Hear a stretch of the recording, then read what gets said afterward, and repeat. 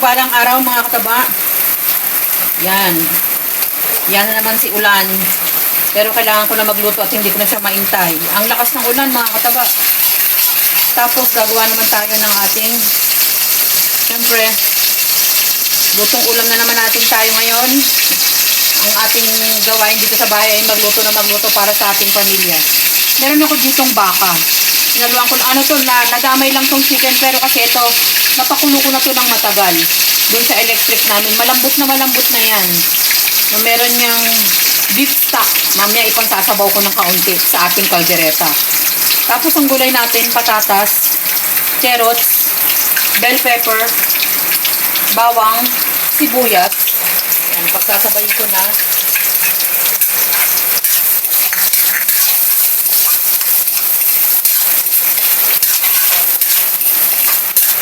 Tapos ang ibang ingredients natin, oyster sauce, tomato sauce, cheese,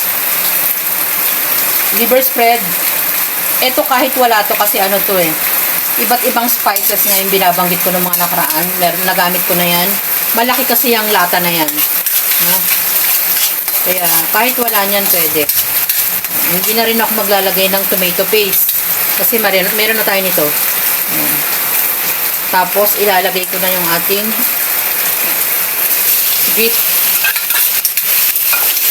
kasama ng chicken.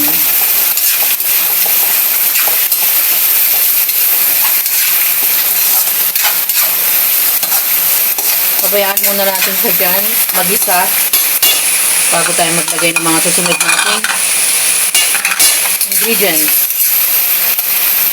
Balikan natin. Yan, lumakas na naman ang ulan. Paminta habang umuulan. Lagay ko na rin itong pampalasa. Ginumoto. Init ng panahon kanina. Tapos umulan na naman ng ganyang kalakas. Oyster sauce. Habang dumadaldal. Ganito lang karami ang ating tomato sauce.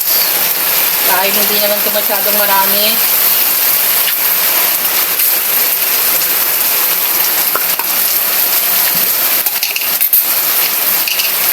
Wow. Yan yung binabanggit ko, yung spices.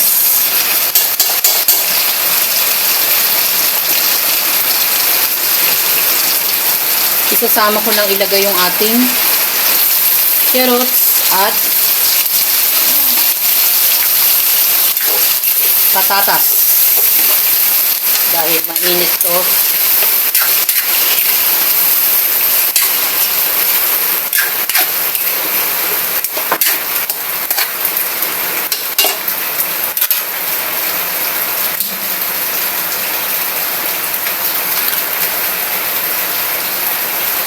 Liver spread, beef stock. Yan, medyo nagsebo na ng kaunti yung ating beef stock. Yan, naririnig nyo ba? Magdadagdag ako ng beef stock.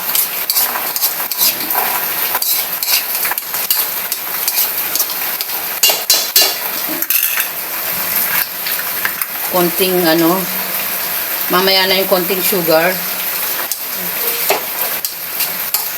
Naglagay tayo ng konting beef stock uli. Balikan natin. O, hindi ko na mention, naglagay na ako ng konting salt. At, para mabalance yung ating lasa. Kasi yung ating liver spread, manamis-namis. Naglalagay ako ng konti lang naman. Mga konting ano lang, mga half ano lang, teaspoon lang ng kalamansi.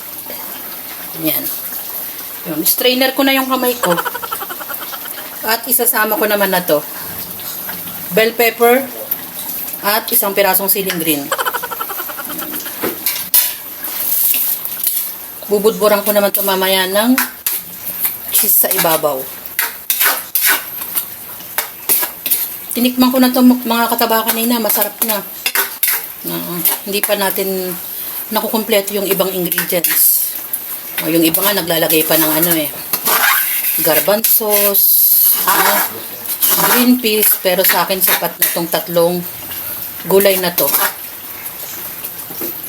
Yan. Konti pang lapot. Bago natin patayin. Pero masarap na siya. Okay na yan. Kalderetang baka. May konting buto yan mga kataba. Tinanggal ko na lang nung malambot na yung ating beef. At yung ating mga pinanggisa.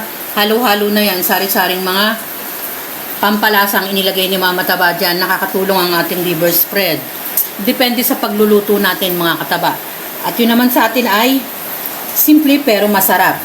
Naglagay ako ng 3 klase ng gulay. Tulad ng carrots, patatas at bell pepper. Mas spicy, mas masarap. Yan, ang ating simpleng kaldereta. Try nyo rin mga kataba. Napakadali lang na namang sundan. At mag-e-enjoy kayo. Sulit ang ating kalderetang baka. Enjoy, kumain, at maging masaya. Salamat sa panonood. At bye! Ingat mga kataba! Pumipiyak kayo!